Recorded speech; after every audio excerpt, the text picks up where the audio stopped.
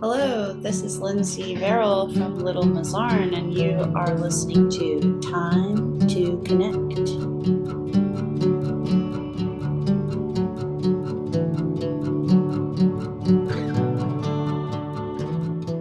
Hey, Lindsey Verrill, how are you? Thank you so much for taking the time to connect. Hi, John. What's up? Good to see you. Are you having a good day? Yeah, it's a beautiful, steamy day. You're in Austin, I'm assuming. Actually, I'm in San Antonio. You're in San Antonio. Uh-huh. Okay, so it is steamy already there. Oh yeah, it's hot. Incredible, Endless. It's called endless summer. amazing. It's mid-November here, Uh, and it still feels like summer. Well, hopefully we have some decent weather coming. So do you live in San Antonio? uh, sort of. I share my time. My partner lives here, so we Gotcha, go around. gotcha. Yeah, yeah. Now, you are originally from Dallas. I don't know about originally. Did you grow up in Dallas? Yes. Yeah. And went You to live North in Texas. Dallas? Pardon me? Are you located in Dallas? You're in Austin. No, I'm in College Station. Oh, wow, I cool. I professed at A&M for many years and just retired recently and still Oh, I here. didn't know. That's Yeah, fun. yeah. So when I see you in Austin, it's a little 2 hour drive. I did it day before yesterday or yesterday, whenever that was, to see Graham Weber and Matt the electrician and a couple other folks. It was really cool. Oh, So that's so cool. I didn't know that is a hike. it is, but it's nice living in a place that is doesn't have Austin traffic or San Antonio traffic. Yeah. It's some pretty decent restaurants. Being a college town, you can find your people here. And I'm only an hour and a half from Houston and 2 hours from Austin, so it's pretty good, really, I actually. like uh I like Nacogdoches. Uh-huh. Yeah, yeah. Uh, I moved to Austin. I discovered Austin when my family moved here in 1973. And I discovered Austin pretty quickly, and I knew I wanted to live there. It took me 20 years to get there. I moved there in 93. And and the first song, I've told this several times on this podcast, but oh well. The first song I wrote when I was living in Austin, the opening line was Los Angeles has moved to Austin, and I've been moved to move away. And imagine that was 30 years ago. So Oh it, yeah. it's so much different now. How do you how do you deal with the traffic in San Antonio and Austin and the crowded nature of the places? Um, just try to not go anywhere. Yeah, yeah, okay. I don't know. Yeah, it's tough. I was working at I worked at a school in Dripping Springs. Hmm. It's actually kind of the only job I've ever had. Just worked there a long time, and I just um, have taken a pause from working there. But part of my reasoning being that the drive has gotten really scary. Out Yes, to in Dripping terms of the way, Springs. I mean, it used to be like this like 2 lane road, the whole story. Used yeah. to be a 2 lane road, and now it's a chasm in the earth where you watch the, blood of the landscape run down. And people are just driving so crazy these days. I mean, Oh yeah, they got these everyone, giant King Ranch edition trucks. yeah, and Just in a like hurry, what? And then you look and it's like teenagers. right? And they're in a hurry all the time, in a hurry all the time, rushing up to the light to stop, you know. Yeah. Damn. Well, listen, so what years were you in Denton at North Texas? That would have been early 2000s. Okay. Yeah. So let's see. I was in Denton from 74 until I moved to Austin in 93. I spent a lot of time there. Did you know, I guess Will Johnson had probably moved, yeah, he'd moved away from Denton. Did you know him in Austin, or did you know him up in Denton? I mean, I knew of him. I was in college, so Yeah. wasn't really, I was a teenager, so not super tapped into the Yeah. local music scene at the time, but I definitely saw Centromatic. I was just sort of like open to whatever was happening. So it'd be like, oh, there's a show. It's $5 and it's Centromatic, Baptist Generals, and Yeah. there was a Yeah. band at the time called Cats Fucking. I remember. It'd be like whoever's playing on Yeah. Saturday and it's $5, or you can sneak in, or it's all ages, so I could just go to that. Yeah. I think I saw them a few times, but Yeah. it was And mostly like in school for jazz bass, so it's that's kind what I of was more. going to ask you. You were studying jazz there? Yeah, I studied jazz there. And did you say jazz bass? Yeah. I'll bet then you worked with that guy. I can't ever remember his name. He's sort of a local legend. His son is a kind of a man about town too. What's the old timer who teaches bass there? Do you remember a guy? Um. Well, the teacher at the time's name was Lynn Seaton. Maybe him. That may be him. Anyway, uh, have you been back to Denton much? Uh, yeah, I mean, my family lives up there, so my Okay. dad lives in that area, so Okay. I go up there. Have you guys played Dan Silverleaf? Oh yeah. Yeah. Yeah, love that. Love that venue for sure.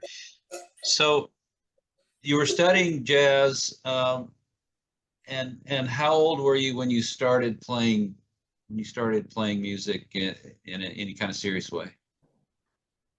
Um, in any kind of serious way, I don't know what you mean by serious, but Well, other than just thinking about it as something that, oh gosh, I might really go to school and learn and maybe play live, and as opposed to just, I someone think I pretty much always was serious about it. really. Even from like, I remember my parents had a piano around the house, and I would like play, like I would be like Chariots of Fire, I can play this. Yeah. I would like be like, I'm playing the actual melody from Chariots of Fire. Look, and I would like try to tell like people, whoever, neighbors, grandparents, like something is happening, and I would just play whatever. I remember I played that, and I would play.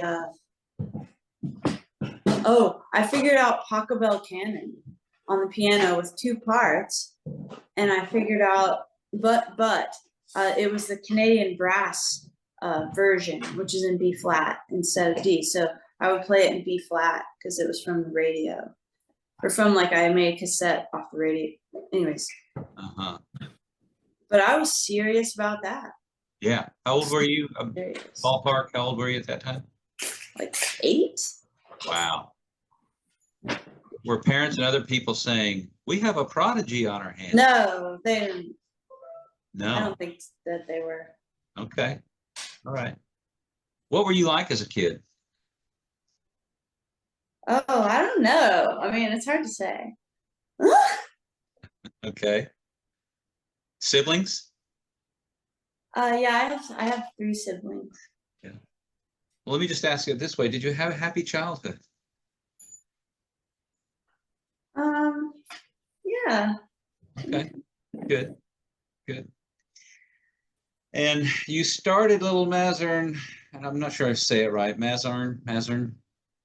We're called Little Mazarn.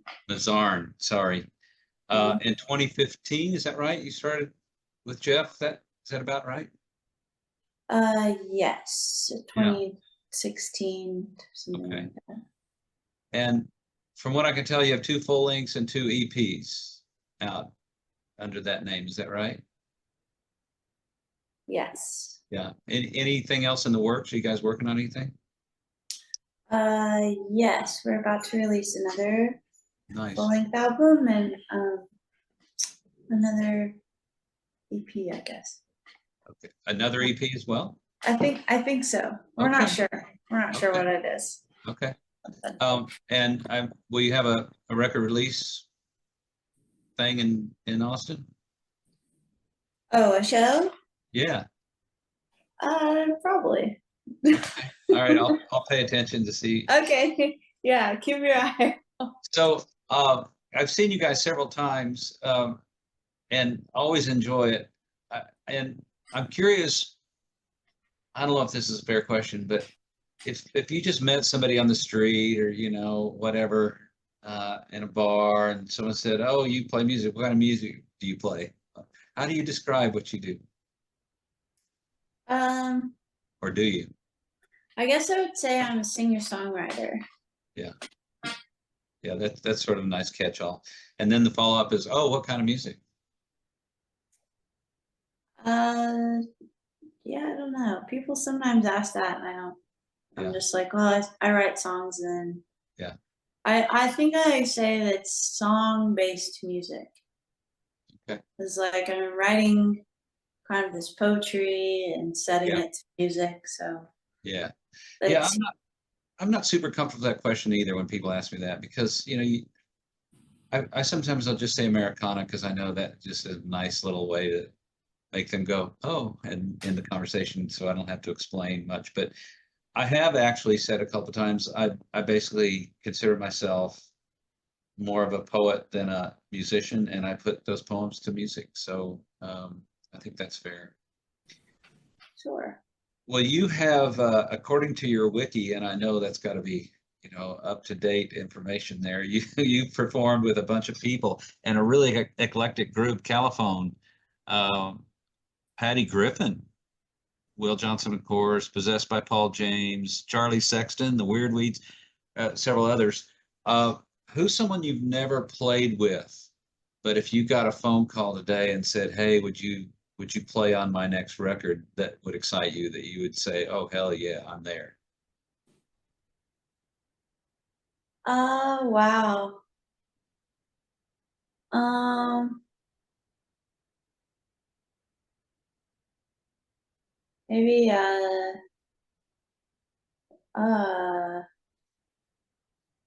I don't know. Alice Gerard. Okay. Nina Nastasia. Okay. Well, I'll see her soon. So Okay. Right on. Right on. yeah. And you are writing on Substack, I saw. Hmm.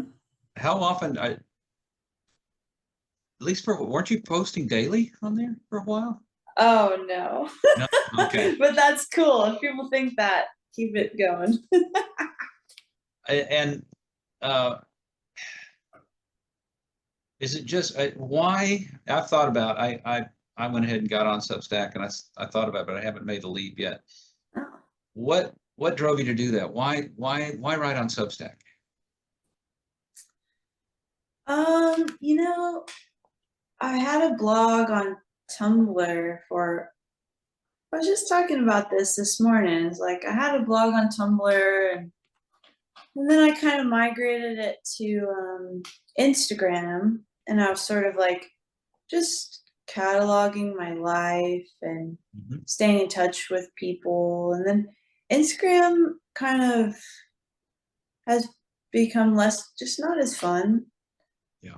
for me. Like I don't really feel comfortable sharing a lot of stuff on there. And then I think also it really wants you to pay it to for some reason. Mhm. So I just was like kind of like looking for a place where I could be honest and share,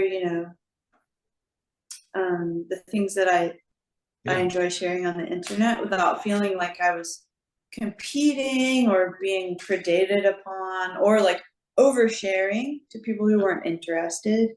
Yeah. Um, and so Substack seems like a place that's good for that for now. I don't know.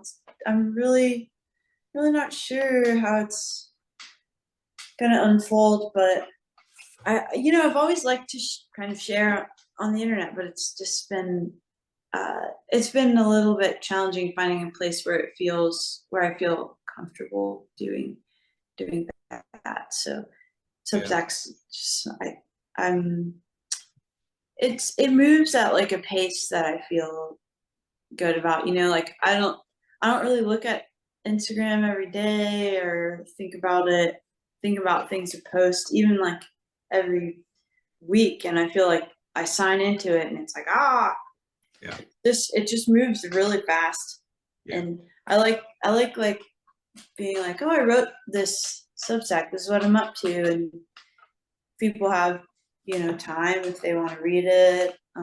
People can subscribe to my Substack and pay me Yeah. for writing. I'm laboring to do that. Yeah. Like, I just really think the internet has made the process of creativity kind of weirdly like you have to pay to work. Mhm. I don't know. I'm trying to like not do that, but who knows? Maybe I'll. Social media is so weird and it's gotten stranger.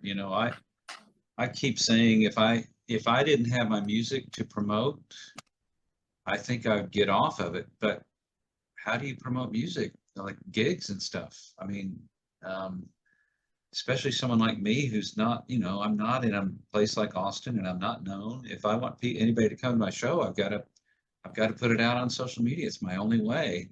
But man, I almost never get on whether it's Facebook or even LinkedIn or Instagram that I don't just kind of go, ugh. Yeah, and Ugh. it's challenging too because like if you want to play at certain places or work with certain agencies or something, you have to have these numbers online, certain Yeah, numbers. yeah, And but you can't get those numbers without paying. It's basically payola. yeah, So it's like, well, do I purchase like a level up in my career so that I can actually level up in my career? And will that pay off? I mean, jury's out. I don't know. right. Or do I just keep working as hard as I am working and hope that the quality of my work shines through enough that I can? Like, I don't know. I don't know. I'm sort of confused about it all right now, but I do.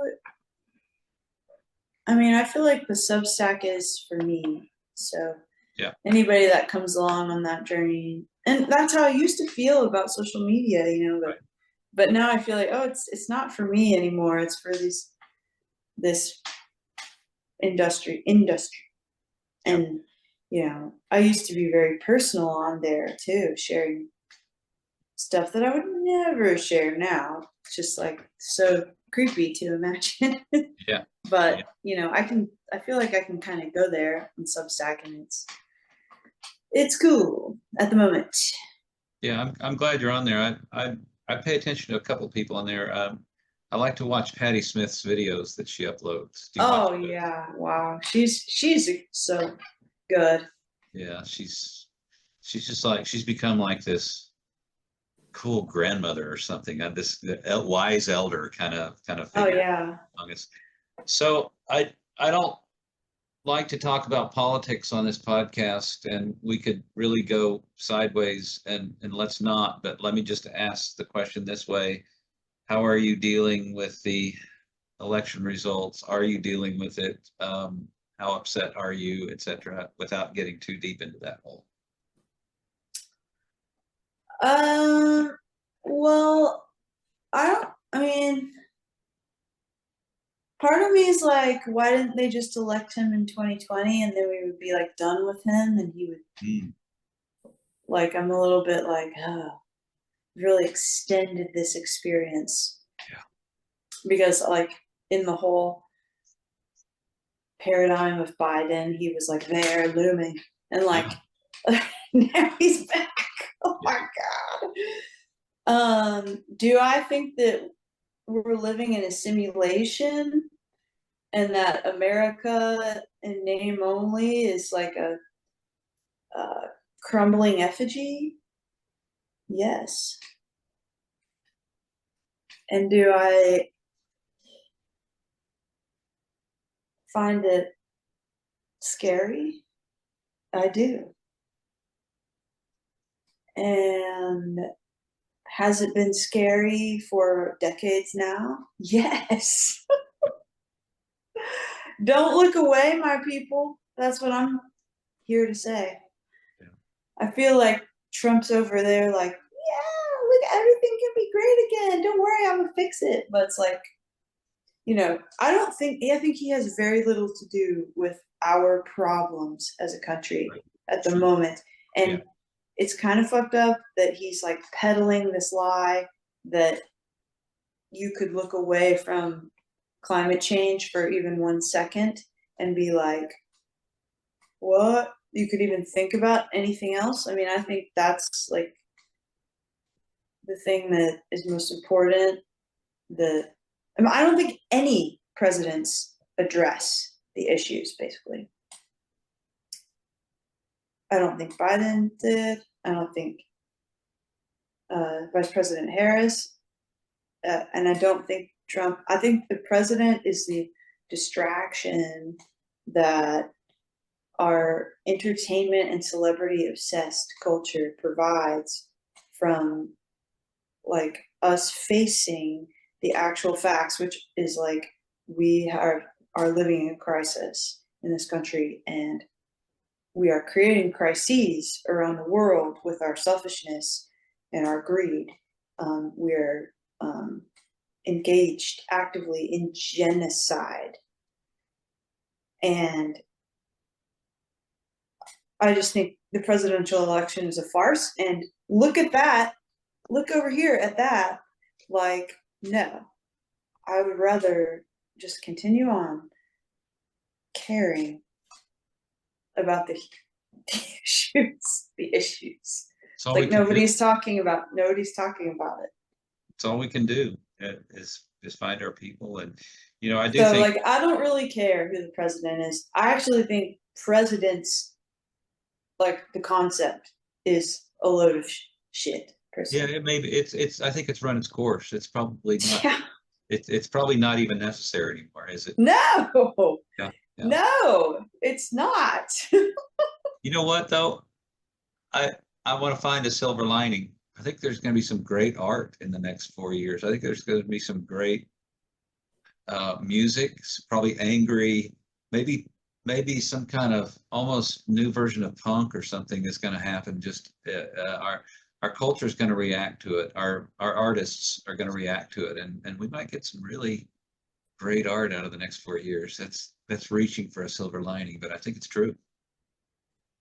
Do you agree? I hope so. Yeah. Okay. Cliche, but who are some of the musicians who influenced you? Some of the stuff you listened to growing up that you think had an impact on who you are and what you do? Um, I mean, when I was a kid, I mostly listened to the radio. I didn't have a lot of like culture in my world. I listened to the Beatles a lot, and I listened to like a lot of the popular music of the time, such as Red Hot Chili Peppers and Dave Matthews Band, and Pink Floyd was like very popular. Tom Petty was like a pretty popular person when I was a kid.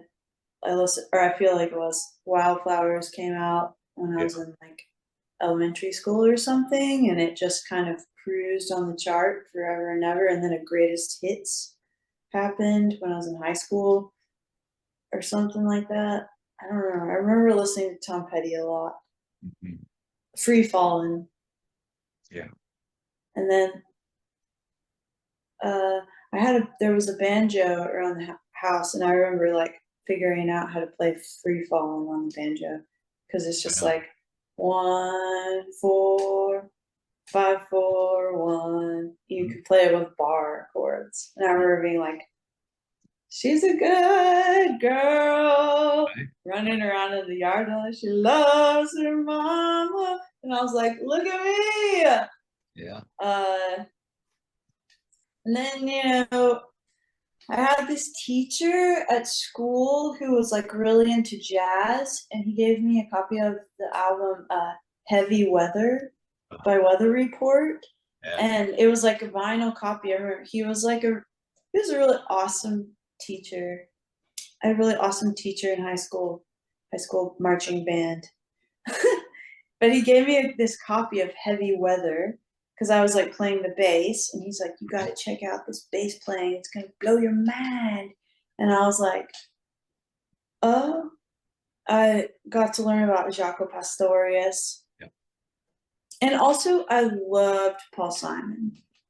Yeah. And Graceland came out, when I was in elementary school. Yes, I was in like fourth grade or third or fourth grade.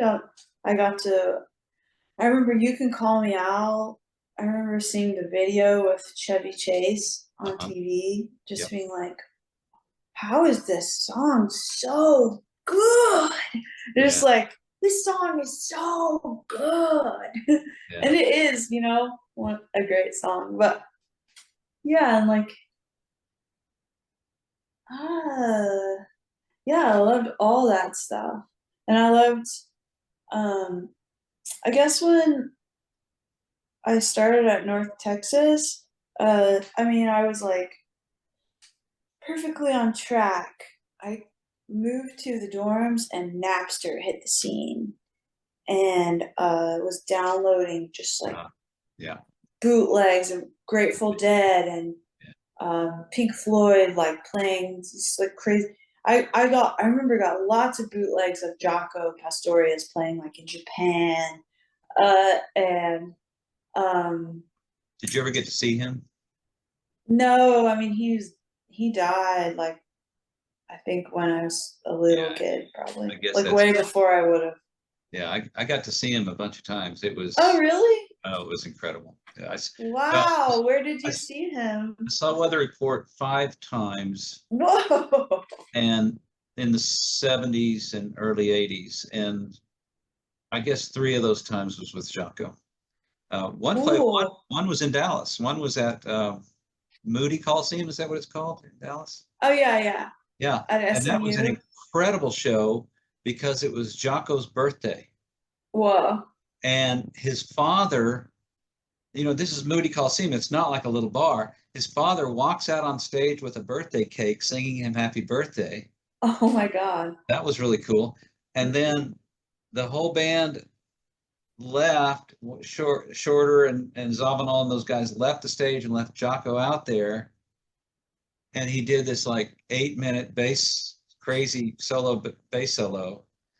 And I promise you, Lindsey, this sounds crazy when I say it, but at the end of it, he threw his bass on the stage and walked off, and people just went, it was like seeing Jimi Hendrix again or something. Wow. It was really amazing. Yeah. That's special. Another bass player that I saw relatively recently that just completely blew my mind was Christian McBride. I saw him Oh yeah. at the Vanguard in New York, and I knew he was good, but oh my God, Wow. that was incredible. Well, let's see. I have I some. saw Yeah, please. I saw the Mahavishnu Orchestra at Moody Coliseum Hmm. in college. Yeah. They were touring off I don't even know why, but I saw them there. It was amazing. Yeah. Can't believe I saw that. I'll I mean, never. they were all old, Right. at Right. that point, but Yeah. still, they still ripped. Oh John yeah. McLaughlin was Was still. he still playing his double neck SG? Oh God, I don't know, but Probably, it was probably. really good. It was really Yeah. good. I'll never forget. I was in high school, and a friend of mine said, "Hey, have you heard of Mahavishnu Orchestra?" And I said, "What?" And I think it was Birds of Fire was the record, and he gave me that record, and it really blew my Oh mind. wow. I ended up getting into Billy Cobham a lot and stuff. But anyway, let's finish with some a bunch of kind of short answer questions, if you don't mind. Okay, Is that okay? sure. Um, I know this is impossible, and you've already mentioned a couple of them. But if I said one of the most memorable concerts you've attended, what comes to mind?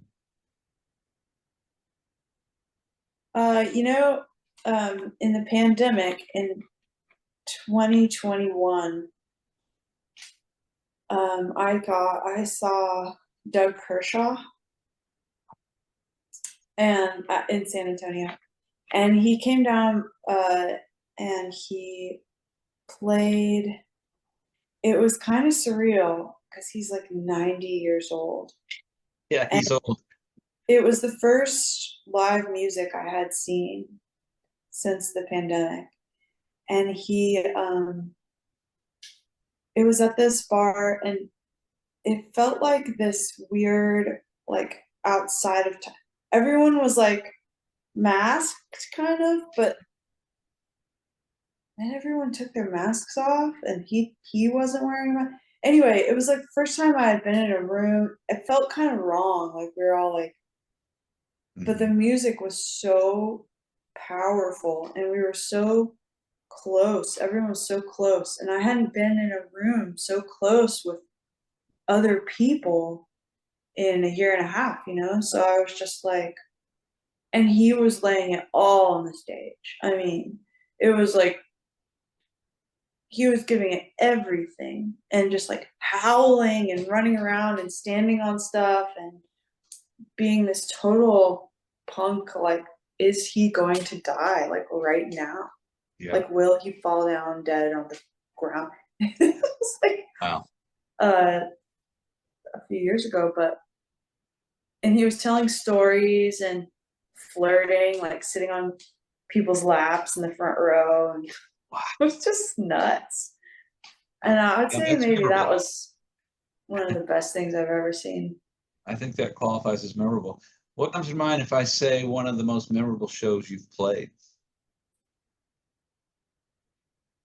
You know, I played a show recently at the Lung Center, um, and it was like a summer series. They were having like music on the lawn summer series, and they booked us, and I thought this is going to be rough because it was in July and it Mm. was outside in the evening. It's just the hottest part of the day, and it was with my friend Thor Harris, Yeah, who is like so amazing. yeah. So I was like, okay, I'll do it. But I was like, oh, it's gonna be so hot. And also, I didn't really know like what the deal was with the music series, like if people were gonna be just like playing frisbee or something. Like it wasn't like a ticketed show. It was just like, oh, you're playing on the lawn. Anyway, I was kind of like not my expectations were low, but the stage was in front of the cityscape of Austin as the sun was going down. Mm. And we had been there all day. I mean, and it was hot as fuck. We were there like from noon to whenever the show started at like 8 or something. But the audience, they came and they set up their blankets on the lawn. There was maybe like 1,000 people there or something, and they were silent through both sets. And I mean, the music is like pretty experimental and textural and bold and whatever. Not not a mainstream audience kind of music. And the audience was so considerate and respectful and interested. And it was so like surreal to be playing in front of this lit up cityscape along the river. And like, I was like, where am I just didn't, I felt simultaneously like I was in like old Austin, where people like love music and were interested and wanted to hear it, and the sound was really good, and you couldn't even hear anyone talking. Like, they were silent, and they would clap, and stuff, and they were all close. It wasn't like what I envisioned it was going to be. And then the city there, and I just felt so supported by the place where I live, and felt like it was such a beautiful experience and profoundly unexpected. And I just felt, because it's kind of easy to feel like you don't matter, or like Right. you're just living somewhere and Yeah. you never hear from anyone. Like, I know. sometimes you hear my song on the radio or something. You just don't like, you don't have like a constant reminder that your city values you. Yeah. And so it was like, it was really cool to like feel in that moment like, wow, I live somewhere where my work matters. And I felt like I was in context, like, I'm just this little person in this huge city growing up. Like, I moved here and it was kind of like a town, and it's just this massive place, but I'm like singing like to the city. And that's how I felt. So that was really memorable, recent memory. Yeah. Yeah. Good answers. Are you much of a reader? Do you read much? Oh yeah, I read, yeah. What are you reading? I'm reading this book called Parable of the Sower by Octavia Butler. Okay. You enjoying it?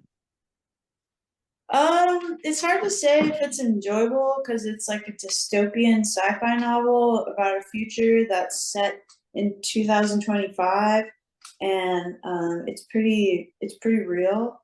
And when was it written? Ballpark, when was it written? I don't remember when she was. Let's see. I can tell you. It's all available on these phones, isn't it? Yeah, it's right here. Parable of the Sower, the novel. Okay. It was written in 1993. And the future time was 2025? Yeah, and it starts in summer of 2024 is when it's set. Wow. And so then we're living through the currently it's kind of like written as like journal entries, and the current entry is like July 2025.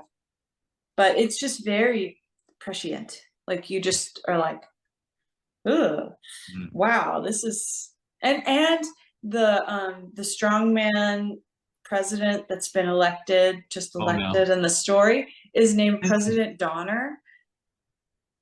It's so weird. It's so weird. It's like it's like telling a story.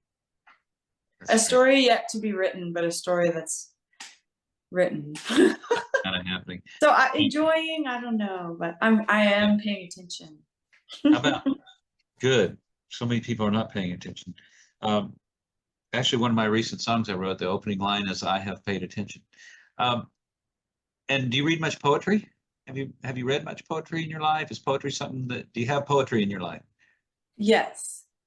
Any poets that you think of that are particularly favorites?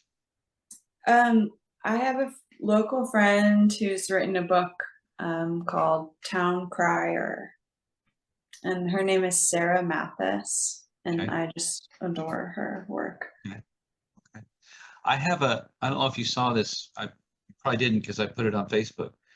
Actually, I might have put it on YouTube too, but I'm launching a new podcast in addition to this one. And this is such an easy, kind of fun, creative way to talk to people, and I feel like I'm putting something out there in the world without much effort. It's just fun. And it's going to be just every episode only about 20 to 30 minutes. My guest and I will have picked one poem, and we're just going to read the poem and celebrate the poem. We're not going to explicate it. We might talk about, what it means to us in some ways, but it's more just to celebrate poetry and to get more poetry in our lives. So if you're interested in that, I'll tap you down the road at some point to see if you want to do an episode to talk about a poem of one of your favorite poems. Okay, cool. What do you like? What do you like most about living in Austin? Barton Springs. Least about living in Austin? The weather. Yeah. I There's mean, this does anyone like the weather where they live? Yes, people in San Diego. Yeah. Yeah. This is maybe an unfair question. It's kind of a crazy question, but I kind of like to see what people say. If not music, what? What would you do with yourself if you didn't have music? Oh, I'm sure I'd find something to do. Okay, I nothing mean, comes to mind. I got a lot going on anyway. Okay. Pet peeves? Um, I think greed. Mm. Do you have any kind of spiritual practice or any kind of, do you meditate or do you have any kind of, when things are a little bit rough for you, how you, any particular way you deal with it, or do you just use music for that, or how do you deal with the bullshit of life? Oh, I don't know. I might not be effectively dealing with it. I have a lot of rage. Yeah, yeah. Uh, Okay. but yeah, I try to spend intentional time with people that I enjoy spending time with, Yeah, and yeah. I try to go on walks, and I try to be in touch with my emotions, like name my emotions. No, that's so important. Yeah, like you say, like what how you feel, stuff like that. Just try to like really do that. Good, good. I actually teach emotional intelligence, and it might not surprise you that some of the responses I've gotten from mainly men in my sessions. I had a guy one time say, "I don't know what you all are talking about. I don't have emotions." Hmm. Another guy said, "Why are we talking about emotions as if somehow they're not important?"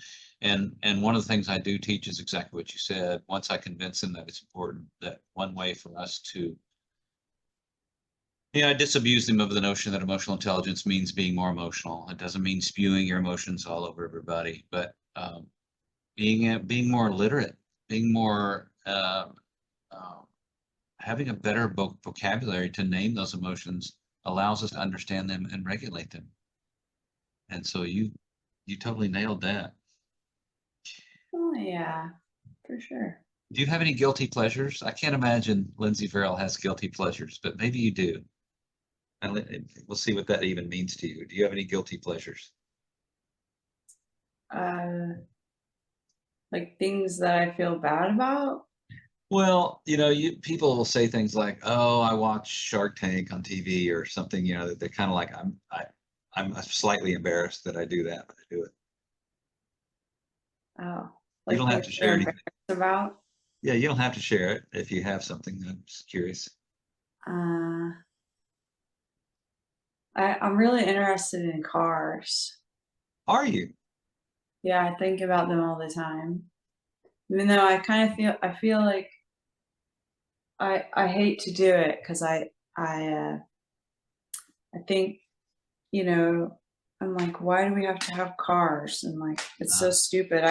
I hate, like, I saw this guy the other day was going down the side of the sidewalk on a wheelchair, and he was having a hard time with navigating some crap on the sidewalk, and I was like, oh man, hard times for that guy in the wheelchair. And then I was like, I'm in a gigantic wheelchair right now. Like I myself yeah. traverse via wheelchair as if my legs could not. and they can. And that is so pathetic.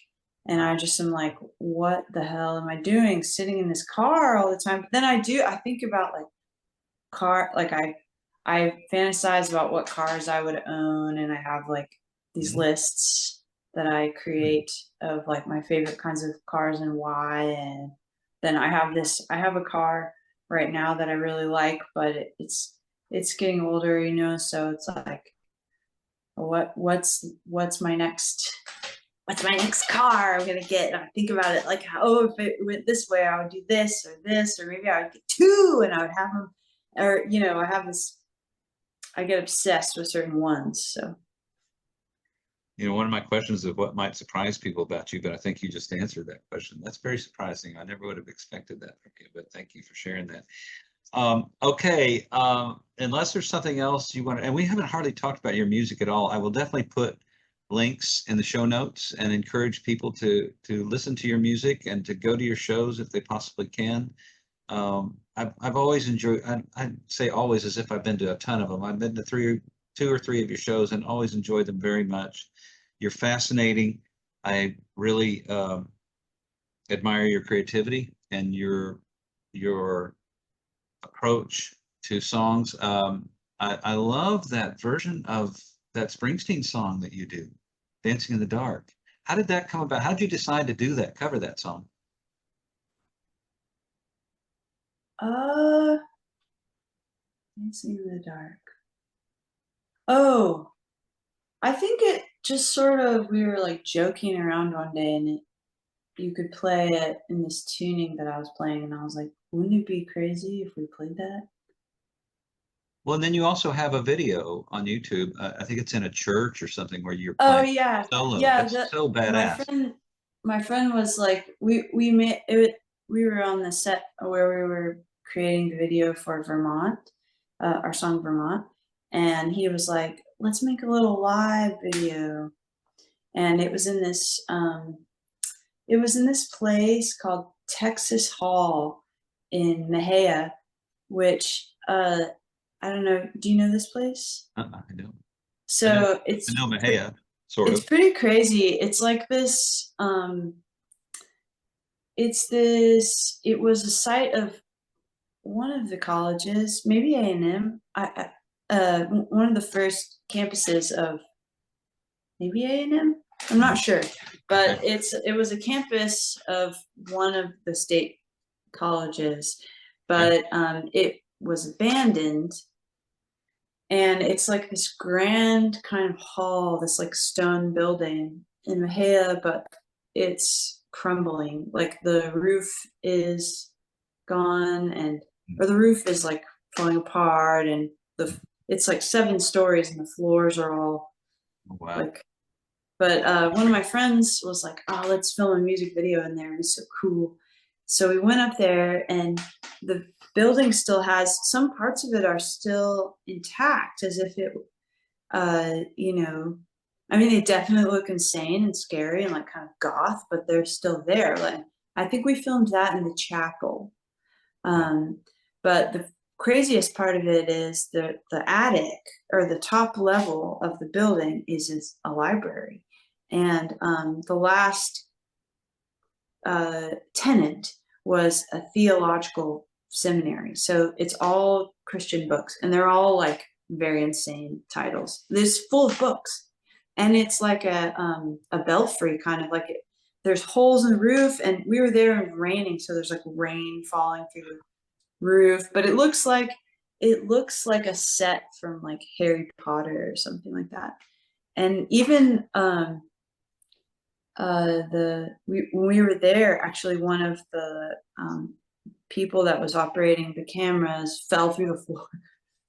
It was scary. He almost like really ate it, but luckily he got caught by what was underneath the floor and didn't continue falling the 7 stories through.